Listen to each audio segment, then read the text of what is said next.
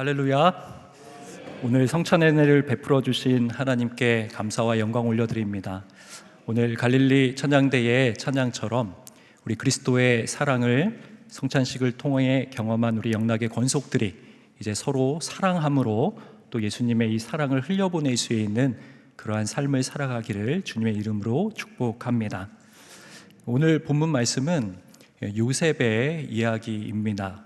이 요셉의 전 생애를 통해 그의 인생 스토리를 통해서 오늘 하나님이 주시는 은혜를 발견해 보고자 합니다. 이 요셉의 인생을 보게 되면 참으로 드라마틱하다라는 것을 발견하게 됩니다. 마치 놀이동산에서 롤러코스터를 탄 것처럼 올라갔다가 내려갔다가 다시 올라갔다가 내려갔다가 그것이 반복되는 참으로 희비가 교차하는 그러한 인생을 요셉은 살아왔습니다. 무엇보다 이 요셉의 인생을 보면은 고난이 많았습니다. 그러나 그럼에도 불구하고 그는 하나님의 동행하심으로 말미암아 형통함의 축복을 누렸고 하나님의 은혜 가운데 그 시간들을 잘 보내게 됐었죠. 이 요셉의 전 생애를 살펴보면 그가 크게 3번의 고난의 시련을 겪었다라는 것을 알 수 있습니다. 첫 번째로 이 요셉이 고난을 경험한 것은 무엇이었냐면 그의 가족, 그의 형들로부터 버림을 받은 것입니다. 구덩이에 던져지게 되고 노예로 팔려가게 된 것이죠. 이것은 아마 당시 약 17세로 알려진 요셉에게, 청소년기를 보내고 있었던 요셉에게 너무나 비극적이고 그의 인생에 지울 수 없는 큰 트라우마가 되었을 것입니다. 부모 형제와 갑자기 생이별을 하게 되고 그의 소식은 끊겨서 그가 죽었는지 살았는지 알 수도 없는 그런 시간을 보내게 되었다라는 겁니다. 그러나 그럼에도 불구하고 그 자리에 하나님의 은혜가 임합니다. 하나님의 형통의 복이 임하는 것이죠. 그것을 창세기 39장 1절과 2절은 이렇게 설명합니다. 요셉이 이끌려 애굽에 내려가매 바로의 신하 친위대장 애굽 사람 보디발이 그를 그리로 데려간 이스마엘 사람의 손에서 요셉을 사니라. 여호와께서 요셉과 함께 하심으로 그가 형통한 자가 되어 그의 주인 애굽 사람의 집에 있으니. 성경은 하나님이 함께 하셔서 그는 구덩이에 던져졌고 애굽의 종으로 팔려갔지만 형통한 자가 되었다, 그렇게 이야기를 했습니다.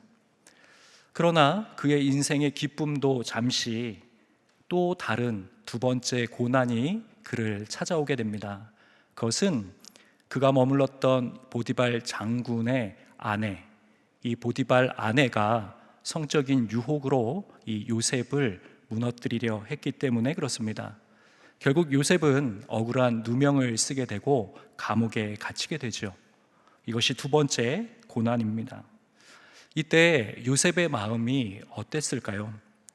형들에게 버림을 받고 구덩이에 빠져서 지금 정처 없이 이방 땅 애굽에 끌려온 것, 그것만 해도 너무나 기가 막힐 일인데 이제 좀 자리가 잡혀가나 했는데 한 음란한 여인으로 말미암아서 인생의 또 다른 기가 막힐 수렁에 빠진 것 같은 그러한 고난의 상황을 맞이한 것입니다. 감옥에 있게 된 요셉, 그러나 이 억울한 상황에서도 하나님은 요셉과 함께 하셨고 하나님의 모든 주권적인 통제와 섭리 가운데 그는 형통한 삶을 이어갔습니다. 이것이 창세기 39장 23절에서 이와 같이 증언하는 바입니다. 간수장은 그의 손에 맡긴 것을 무엇이든지 살펴보지 아니하였으니 이는 여호와께서 요셉과 함께 하심이라. 여호와께서 그를 범사에 형통하게 하셨더라. 하나님이 감옥에 있는 요셉과 함께 하시자 간수장은 요셉을 절대 신뢰하게 됩니다. 그에게 감옥의 모든 재반, 행정 업무, 사무를 다 맡기게 되는 그런 모습을 보게 됩니다. 요셉은 두 번째 고난까지도 하나님의 은혜를 체험하고 하나님의 동행하심을 느끼며 하나님의 형통케 하는 축복을 누려왔습니다. 그러다가 오늘 본문 세 번째 고난에 봉착하게 되는 것입니다. 이 세 번째 고난은 어떤 고난이었을까요? 사람의 시선과 마음으로는 요셉이 더 이상 어떤 연단을 받아야 될까? 이제 그의 인생 가운데 고난이 더 무엇이 있을까 싶지만, 오늘 고난은 다시 요셉을 찾아와서 그를 깊은 절망과 수렁의 자리로 이끌어가고 있음을 보게 됩니다. 어떤 고난이라고 하는 것, 고통이라고 하는 것도 어떤 밑바닥이 있을 것 같은데, 요셉도 이제 이게 끝이 아닐까 했는데 그 끝이라고 생각했던 자리에서 또 다른 추락할 수 있는, 또 내려갈 수 있는 그런 끝이 보이지 않는 고난의 터널로 요셉은 빠져들고 있었던 것이죠. 그것이 오늘 본문의 배경이 되고 말씀이 되는데요, 오늘 본문 말씀 21절과 23절을 제가 다시 한번 읽어드립니다. 바로의 술 맡은 관원장은 전직을 회복하매 그가 잔을 바로의 손에 받들어 드렸고, 떡 굽는 관원장은 매달리니 요셉이 그들에게 해석함과 같이 되었으나 술 맡은 관원장이 요셉을 기억하지 못하고 그를 잊었더라. 요셉은 억울한 누명을 쓰고 감옥에 있었습니다. 내 상황과 처지가 어려운데 그때 누군가를 돕는다라고 하는 것은 결코 쉬운 일이 아니죠. 그런데 그 요셉은 이 감옥에 들어온 술 맡은 관원장과 그리고 떡 맡은 관원장을 성심성의껏 도와줍니다. 마치 자신의 일인 것처럼 아무도 해석할 수 없었던 꿈을 해석해 주는 것이죠. 그랬더니 어떻게 됐냐면은 요셉의 그 꿈대로 3일 후에 떡 굽는 관원장은 형장의 이슬로 죽음을 맞이하게 되고, 술 맡은 관원장은 요셉의 꿈의 해석대로 옥에서 풀려나서 복직이 되고 바로 왕 앞에 다시 나아가게 되는 그런 결과를 가져왔습니다. 그런데 그 술 맡은 관원장이 어찌했는가? 이 23절 말미에 보면 이렇게 돼 있죠. 요셉을 기억하지도 못했고 그를 잊었더라, 성경은 이야기를 합니다. 요셉이 일전에 이들이 꾼 꿈을 해석해 주면서 술 관원장에게 부탁했었던 한 가지 요청이 있었습니다. 그것이 이 40장 14절에 이렇게 나옵니다. 당신이 잘 되시거든 나를 생각하고 내게 은혜를 베풀어서 내 사정을 바로에게 아뢰어 이 집에서 나를 건져 주소서. 요셉은 술 맡은 관원장에게 간곡하게 요청하는 것입니다. 내가 꾼 꿈대로, 해석대로, 지금 요셉의 꿈의 해석대로 3일 후면 당신이 다시 감옥에서 풀려나 복직해서 바로 왕 앞에 가게 될 것인데 그때 나를 꼭 좀 기억해 주세요. 나의 이 억울함을 바로에게 알려서 선처받을 수 있도록, 그리고 이 감옥에서 나갈 수 있도록 나를 잊지 말고 나를 꼭 기억해 주세요. 요셉이 술 맡은 관원장에게 간곡하게 요청했던 내용이 있었다는 것이죠. 요셉의 이러한 요청 어떻습니까? 그에게 생명의 굿뉴스, 복음을 선포해 줬습니다. 당신은 이곳에서 생명을 해함당하지 않고 다시 풀려나서 당신이 하던 일을 잘 감당할 것이다. 그리고 그때가 되면 나를 꼭 좀 기억해 주십시오 라고 하는, 그리고 바로 왕에게 나의 이야기를 전달해 달라고 하는 그 요셉의 요청은 과한 것이 아니었죠. 이처럼 요셉은 술 맡은 관원장에게 기대를 했던 것이죠. 그런데 이것이 어떻게 된 것인가? 요셉의 꿈 해석대로 3일 후에 술 맡은 관원장은 풀려나서 다시 복직하고 나아가게 됐지만은 그의 기대는 산산조각이 나버리고 말았습니다. 술 맡은 관원장은 요셉을 새카맣게 잊어버렸고 요셉이라고 하는 존재 자체를 기억하지 못했다라고 성경은 이야기를 합니다. 우리 인생을 살아가다 보면 여러 가지 두려움들이 우리를 엄습해옴을 알 수 있습니다. 그러나 잊혀짐이라고 하는 것, 그것은 우리에게 정말 큰 두려움입니다. 가장 낮고 비천한 곳에서 희생과 헌신의 본을 보였던 마더 테레사를 잘 아실 겁니다. 그 마더 테레사의 나의 기도라고 하는 그 기도문을 보게 되면 그녀는 이렇게 기도를 합니다. 잊혀지는 두려움에서 나를 구원하소서, 이렇게 기도를 합니다. 인도의 불가촉 천민들을 섬기면서 이름도 없이 빛도 없이 무명으로 그리스도의 사랑을 실천하려고 몸부림치고 애썼던 마더 테레사조차도 내 인간 깊은 본성 안에 잊혀짐이라고 하는 그 두려움이 너무나 컸기에 잊혀진다라고 하는 그 두려움에서 나를 자유하게 해주십시오, 거기에서 구원해 주십시오라고 부르짖을 수밖에 없었다라는 것이죠. 그렇습니다. 잊혀짐이라고 하는 것은 참 무섭고 두려운 일인 것입니다. 요셉은 이 세 번째 고난을 경험하게 됐을 때 무너지게 되었을 것입니다. 이것이 맨 밑바닥인 줄 알았는데 더 깊은 밑바닥이 있어서 자신을 중력과 같이 끝없이 끌어당기고 있다라고 하는 이 두려움 속에 요셉은 사무치게 되었을 것입니다. 첫 번째 고난과 두 번째 고난에는 항상 하나님이 함께 하셔서 형통하게 해주셨다라고 하는 말씀이 보완되고 있지만은 오늘 이 40장 23절을 끝으로 하나님이 함께 하셔서 형통했다라고 하는 내용이 없습니다. 분명히 고난이 있은 후에 하나님이 함께 하셔서 형통했다라고 하는 얘기가 있어야 되는데 이 세 번째 고난에는 하나님이 함께 하셔서 형통했다라고 하는 그 내용이 나오지 않는다라는 것이죠. 이때 요셉이 무엇을 느꼈을까요? 하나님의 부재하심, 하나님의 침묵, 나는 이곳에 왜 버림받은 바 되었을까? 하나님께서 어디 계시는 것인가? 그런 생각을 할 수 있었던 그런 고난의 시간이 이 세 번째 고난이었다라는 것이죠. 결국 이것은 언제 실마리가 풀리고 해결되게 되는가? 그 시간은 약 2년이라고 하는 시간이 걸리게 됩니다. 그것을 어떻게 하냐면 곧바로 이어지는 창세기 41장 1절을 보면 만 2년 후에 이렇게 시작을 합니다. 그러니까 2년이라고 하는 기간 동안 요셉은 완전히 새카맣게 기억되지 못하고 잊혀진 존재로 살아온 것이죠. 이 자리에 계신 성도님들은 이렇게 생각하실 수 있습니다. 아유, 뭐 2년이 뭐 대수입니까? 요셉을 보세요.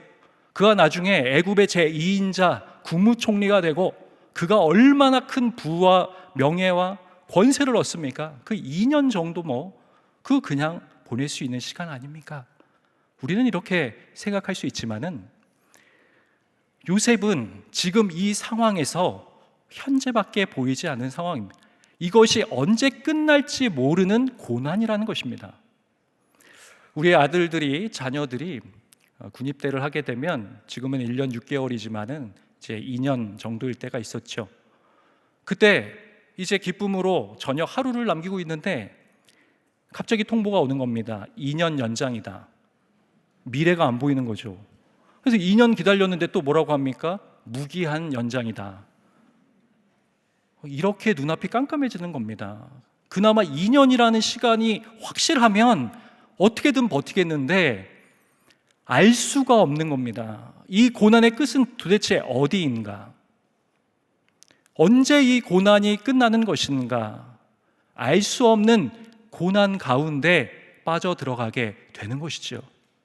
이것이 하나님이 요셉을 다루는 마지막 관문임을 알 수 있습니다. 하나님께서는 이 요셉의 이 2년이라고 하는 시간을 통해서 그를 완성시키시고 준비시키셔서 하나님이 세우시는 자리로 나아가는 특별한 은총의 시간이 사실은 이 2년이라고 하는 시간이었죠. 누구나 도무지 알 수 없는 요셉과 같은 이러한 시간을 맞이할 수 있습니다.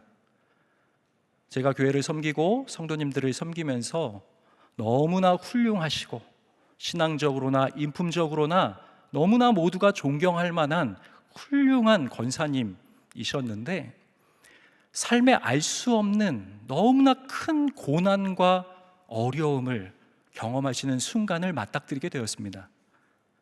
그때 그분께서 함께 기도하던 저에게 이 말을 하셨을 때 저도 마음이 너무 슬펐습니다. 하나님이 나를 버리신 건 아닐까요? 하나님이 나를 기억하지 못하시는 것 아닐까요? 우리의 인생 가운데 이러한 상황들이 찾아오고 그 가운데에 도저히 어떻게 이 길을 헤쳐나가야 될지 모르는 그런 고난의 순간이 우리를 찾아온다라는 것입니다. 오늘 우리는 이 말씀을 통하여서 요셉의 삶을 통해 오늘 우리가 두 가지의 중요한 영적 원리를 붙잡기를 원합니다. 첫 번째는 우리가 반드시 절대로 해서는 안 될 것이고, 두 번째는 우리가 반드시 해야 하는 일입니다. 이 두 가지를 잘 기억하셔서 이 고난의 시기를 승리할 수 있는 우리 영락의 권속들 되시길 축복합니다. 첫째로는 절대로 원망과 불평을 해서는 안 된다는 것입니다. 오늘 이에 대해서 담임 목사님도 말씀해 주셨고 그 연속선상에서 이 말씀을 들어주시면 좋겠습니다. 대개 고난이 끊임없이 반복되고 고난이 계속해서 밀려오게 될 때 우리 안에 드는 감정이 있습니다. 그것은 바로 원망과 불평입니다. 그러나 이 원망이라고 하는 것은 또 다른 원망을 낳게 되고 불평은 또 다른 불평을 낳게 됩니다. 그리고 이 원망과 불평은 마치 바이러스 전염병과 같아서 순식간에 주변에 전달되는 거죠. 그래서 성경에서 끊임없이 우리에게 말씀을 주시는 것은 원망하면 내가 죽게 되고, 원망하면 상대방도 죽게 되고, 원망하면 그 공동체도 나라도 민족도 망하게 되어 있다는 것을 성경은 말씀하고 있습니다. 민수기 14장에 보게 되면은 출애굽한 지 얼마 되지 않았던 이스라엘 백성들, 가나안 땅을 정탐하고 돌아온 지도자들의 보고를 듣고는 밤새도록 애곡하고 부르짖으며 통곡하는 모습이 나옵니다. 이들은 원망하고 또 원망합니다. 정탐꾼들을 원망하고 지도자인 모세와 아론을 원망하고 이제 하나님까지 원망하게 되는 것이죠. 민수기 14장 27절의 말씀입니다. 나를 원망하는 이 악한 회중에게 내가 어느 때까지 참으랴? 이스라엘 자손이 나를 향하여 원망하는 바 그 원망하는 말을 내가 들었노라. 이들의 입에서 쏟아진 것은 오직 불평과 원망뿐이었다라고 주님 말씀하십니다. 이어서 29절 30절은 또 이렇게 말씀하죠. 너희 시체가 이 광야에 엎드러질 것이라. 너희 중에서 24세 이상 20세 이상으로서 계수된 자 곧 나를 원망한 자 전부가 여분네의 아들 갈렙과 눈의 아들 여호수아 외에는 내가 맹세하여 너에게 살게 하리라 한 땅에 결단코 들어가지 못하리라. 원망의 결과지요. 유리 방황하다가 40년 광야 생활하다가 죽음을 맞이하게 될 것이다. 신약으로 넘어와서 사도 바울은 구약의 출애굽 여정 가운데 이들의 원망과 불평을 통한 최후 결론을 통해서 반복됐던 이 사건을 통해서 고린도 교회 성도들에게 이 일을 회상시키며 다음과 같이 경고를 합니다. 고린도전서 10장 10절에서 11절 말씀입니다. 그들 가운데 어떤 사람들이 원망하다가 멸망시키는 자에게 멸망하였나니 너희는 그들과 같이 원망하지 말라. 그들에게 일어난 이런 일은 본보기가 되고 또한 말세를 만난 우리를 깨우치기 위하여 기록되었느니라. 여기서 멸망시키는 자는 하나님의 심판하는 천사를 의미합니다. 하나님의 심판이 집행되는 도구를 의미하죠. 하나님은 원망하고 불평하는 자에게 즉각적이고 치명적인 심판을 하시겠다라고 말씀하고 있는 것입니다. 바울은 구약에 출애굽한 백성들의 원망과 불평을 통해서 그들이 죽게 된 것을 잊지 말라, 이를 영적 타산지석으로 삼으라 라고 이야기를 하고 있는 거죠. 원망과 불평이 이처럼 하나님의 심판을 자초하고 멸망을 재촉하는 이유가 뭘까요? 그것은 이 원망과 불평의 깊은 그 심원, 본질 안에 하나님을 향한 불신이 있기 때문에 그렇습니다. 왜 전능하신 하나님께서 아무 일도 하지 않으시는 걸까? 그것이 바로 원망과 불평의 근원적인 이유이죠. 이제 요셉의 이야기로 다시 돌아와 보겠습니다. 요셉으로 말할 것 같으면 그보다 더 원망하고 불평거리가 많은 사람은 아마 없었을 것입니다. 먼저는 형들을 원망할 수 있죠. 어떻게 형들이, 가족이 나를 버리고 나를 배신하고 나를 죽이려고 할 수 있는가?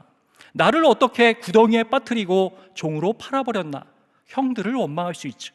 또 보디발 장군을 원망할 수 있습니다. 당신의 아내가 어떤 사람인 줄 모르십니까? 내가 당신에게 보여줬던 나의 삶의 성실성과 인격과 나의 책임감과 나의 성품을 보십시오. 나의 윤리성을 보십시오. 내가 여호와를 경외하며 어떻게 살아왔는지 알지 않습니까? 보디발 장군에게 원망할 수도 있었겠죠. 그리고 또 오늘 술 맡은 관원장에게도 원망할 수 있었을 겁니다. 아니, 도대체 사람이 어떻게 그럴 수 있단 말입니까? 최소한의 신의와 도의는 어디 갔단 말입니까? 약속을 지키지 않는 당신이 사람입니까? 요셉이 충분히 원망할 수 있었을 것입니다. 뿐만 아닙니다. 하나님도 원망할 수 있었겠죠. 하나님, 왜 나입니까? 왜 하나님 이런 어둠의 시간을 주십니까? 전지전능하신 하나님, 왜 침묵하십니까? 하나님, 나를 위해 지금 무엇을 하고 계신 것입니까? 요셉도 원망할 수 있는 충분히 많은 근거와 현재적인 상황 가운데 있었다는 거예요. 그런데 성경을 보면 요셉은 단 한 번도 원망했다라고 하는 그런 말씀이 없습니다. 요셉도 사람인데 왜 그러지 않았겠습니까? 요셉의 마음 가운데서도 잠깐 원망과 불평이 스쳐 지나갔을 수 있습니다. 그러나 요셉은 결코 자신의 영혼의 깊은 내면, 자신의 마음의 밭에 그 불평과 원망의 씨앗이 자라지 못하게 한 겁니다. 누구나 그렇죠. 잠깐 우리의 마음에 원망과 불평이 싹이 솟아날 수는 있습니다. 그러나 그것을 우리는 제거하고 싹을 틔우지 못하게 해야 하는 것이죠. 요셉이 원망과 불평하는 마음이 잠깐 들었지만 그의 입술로는 범죄하지 않았습니다. 그의 입술로는 원망과 불평을 하지 않았다는 것입니다. 요셉의 이 모습을 통해서 우리는 누구를 떠올리게 되는가? 예수님을 떠오르게 됩니다. 구약의 요셉과 예수님은 참 닮은 점이 많죠. 예수님도 너무나 억울하고 무고한 그런 상황 가운데 사람들의 핍박과 배신과 조롱과 그 억울함 속에서도 예수님은 그 입술을 지키셨습니다. 이사야 53장 7절은 이렇게 말씀합니다. 그가 곤욕을 당하여 괴로울 때에도 그의 입을 열지 아니하였으며 마치 도수장으로 끌려가는 어린 양과 털 깎는 자 앞에서 잠잠한 양같이 그의 입을 열지 아니하였도다. 입을 열지 않았다라고 하는 말씀이 두 번이나 반복되죠. 죄가 없으신 하나님의 아들, 거룩하신 예수 그리스도, 그러나 온갖 억울하고 수치스럽고 괴로운 상황을 맞이했을 때조차, 사람들의 버림을 받았을 때조차 예수님은 그 입을 도수장에 끌려가는 잠잠한 양과 같이 입을 열지 않으셨다라고 말씀하고 있습니다. 도저히 해석할 수 없는, 도저히 받아들일 수 없는, 끝이 보이지 않는 고난의 수렁과 터널에 있을 때 우리가 해야 되는 일이 바로 이것입니다. 사람들에게 기억되지 못하고 잊혀진 것 같은 그런 고독과 외로움의 순간에 우리가 해야 될 일이 있다면 그것은 주님과 마찬가지로 침묵하고 고요해지는 것입니다. 우리의 입술에 파수꾼을 세워야 한다는 얘기입니다. 이것을 구체적으로 실천하기 위해, 우리가 이 고난의 터널을 빠져나가기 위해 우리가 해야 될 일이 있다면 그것은 바로 이 예배의 자리에 나오시는 것입니다. 그것은 이 예배의 자리에서 우리의 입술이 주님을 향한 찬양과 기도를 올려드리는 입술이 되기 때문에 그렇습니다. 예배드리는 자리에 있으면 이 한 입으로 원망과 불평을 쏟아낼 수가 없죠. 우리 안에 찬양과 기도 밖에는 우리 입술에서 나올 것이 없는 것입니다.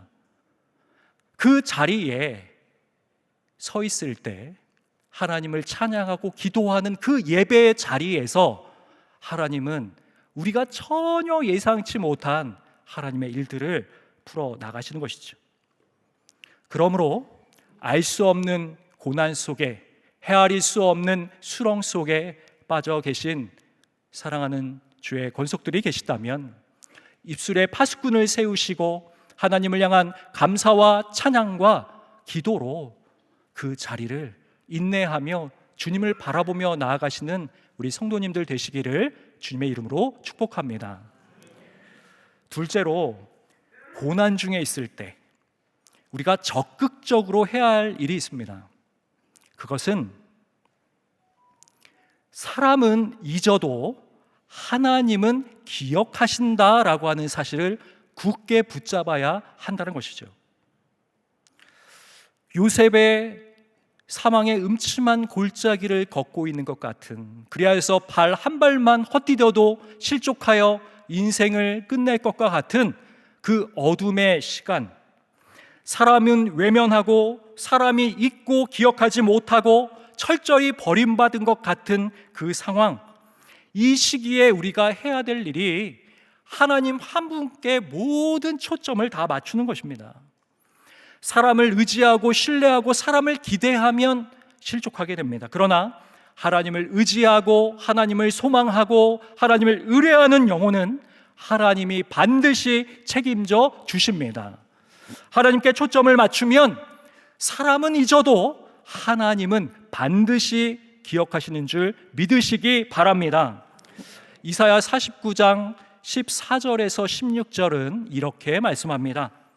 오직 시온이 이르기를 여호와께서 나를 버리시며 주께서 나를 잊으셨다 하였거니와 여인이 어찌 그 젖먹는 자식을 잊겠으며 자기 태에서 난 아들을 긍휼히 여기지 않겠느냐. 그들은 혹시 잊을지라도 나는 너를 잊지 아니할 것이라.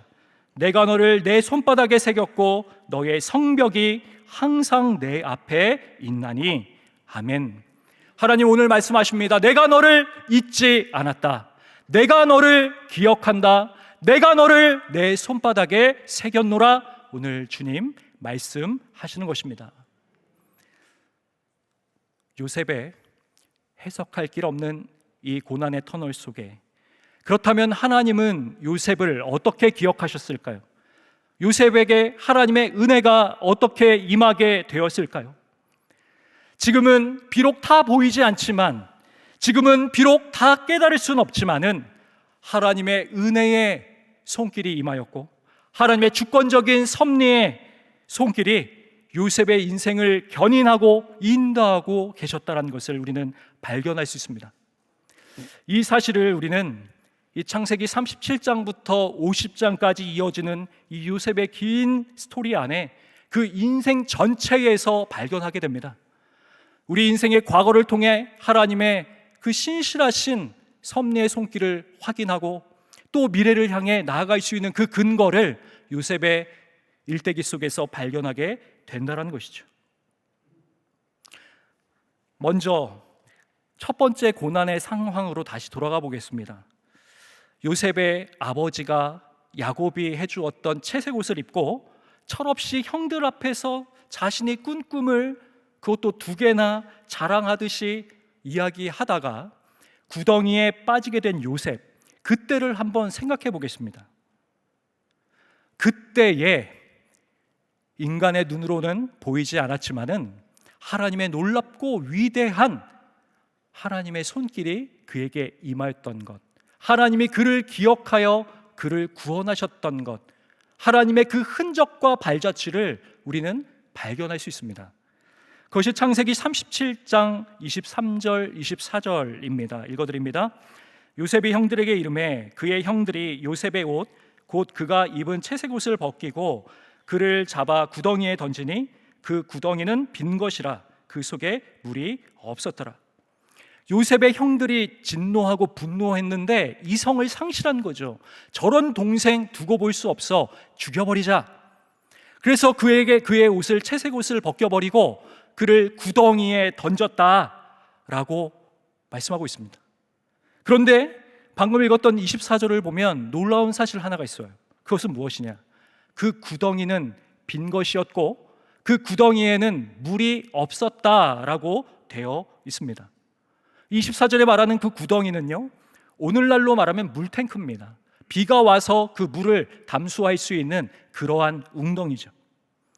그래서 작은 웅덩이는 약 2m, 가장 깊이 판 웅덩이는 약 8m까지 이르는 그러한 웅덩이를 지칭합니다.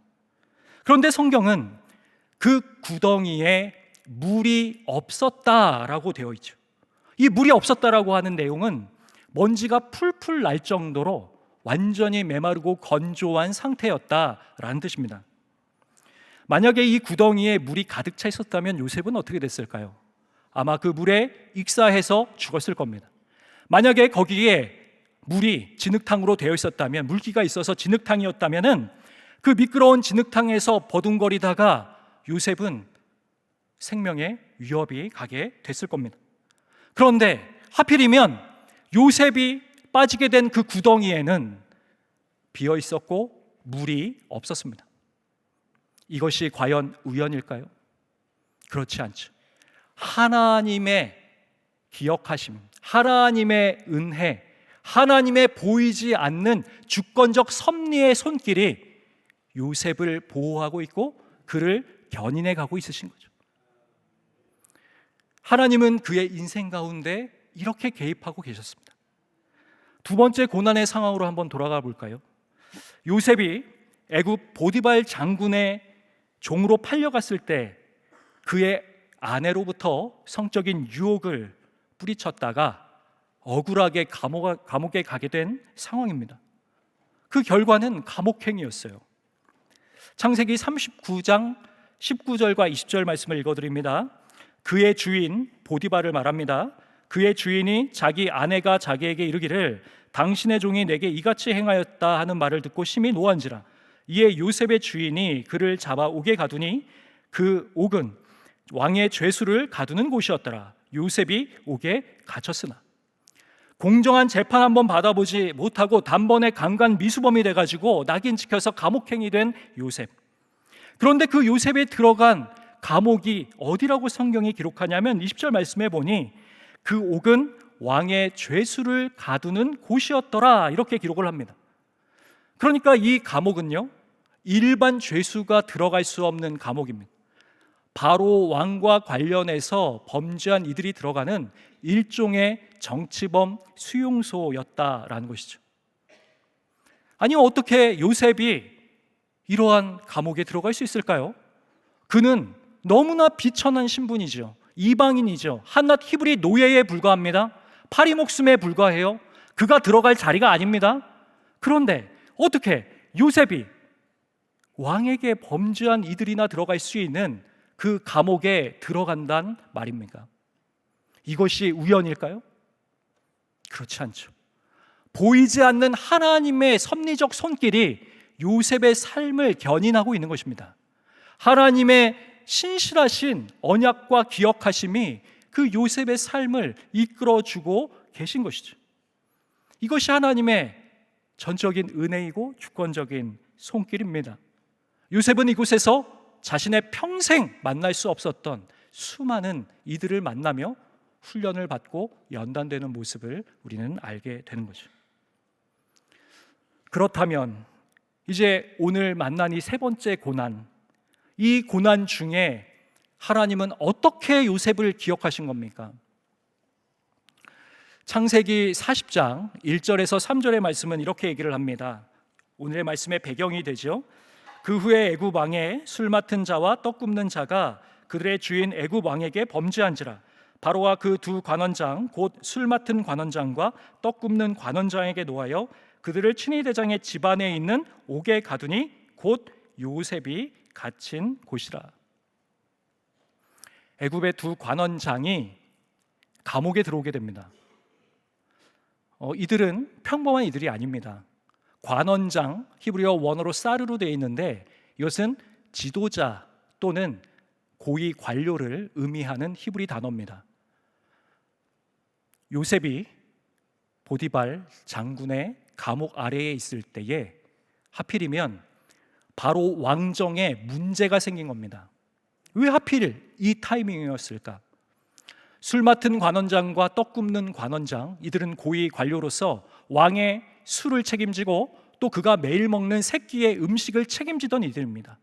당시 고대 근동에서는 왕을 권력으로 밀어내고 또 새로운 왕조를 창출하기 위해서 독살이라고 하는 암살이 횡행했던 때입니다. 이들이 무슨 범죄를 했는지 성경에서 나오지는 않지만 아마도 이 일과 연루된 것이 분명합니다. 나중에 떡 굽는 관원장이 사형장의 이슬로 사라진 것을 보면 이들의 죄악이 너무 큰 중죄였다는 것을 알게 됩니다. 두 사람 중에 누군가는 범죄했는데 그것을 알 길이 없으니 두 사람 모두를 감옥에 집어넣은 것이죠. 아직은 미결수로 그 감옥에 있게 된 겁니다. 그런데 그 감옥이 누가 있는 곳이었냐? 바로 요셉이 있던 곳이었죠. 두 관원장과 요셉의 만남, 우연일까요? 그렇지 않습니다.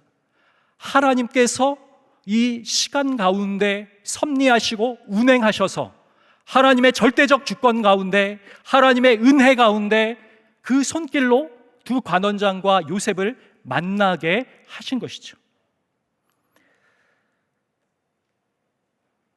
비록 술 맡은 관원장이 요셉의 꿈 해석에 대해서 잊었지만 이 일이 이후에 2년 후에 어떻게 풀리게 됩니까? 애굽 왕 바로에게 하나의 꿈이 잉태됩니다. 또 다른 이 꿈은 그 누구도 해석할 수 없는 그런 꿈이었습니다. 창세기 41장 1절의 말씀 이렇게 되어 있습니다. 만 2년 후에 바로가 꿈을 꾼즉 자기가 나일 강가에 서 있는데 그의 꾼 꿈을 보면 너무나 특이하죠. 이상한 꿈이죠. 징조가 있는 꿈이라는 겁니다. 바로가 애굽의 모든 현인과 점술가들을 한데 불러 모아서 이 꿈을 해석하려고 그러는데 아무도 못 푸는 겁니다. 성경은 아무도 해석하는 자가 없었다 얘기를 합니다. 그때요, 비로소 술 맡은 관원장의 뇌리를 스쳐가는 한 가지 일이 있습니다. 한 가지 사건이 떠오르죠. 그게 무슨 일인가? 창세기 41장 9절과 10절의 말씀입니다. 읽어드립니다. 술 맡은 관원장이 바로에게 말하이르되 내가 오늘 내 죄를 기억하나이다. 바로께서 종들에게 놓아서 나와 떡 굽는 관원장을 친위 대장의 집에 가두셨을 때, 이 술 맡은 관원장의 머리에 2년 후에 갑자기 뇌리에 스치듯이 한 가지 사건이 떠오릅니다. 그가 기억하나이다. 갑자기 기억이 납니다. 내가 떡 맡은 관원장과 그 보디발 친위대장 감옥에 있었을 때에 한 사람을 만났는데 그는 모든 꿈을 능히 해석하는 자더이다. 하나님이 요셉을 어떻게 기억하셨습니까?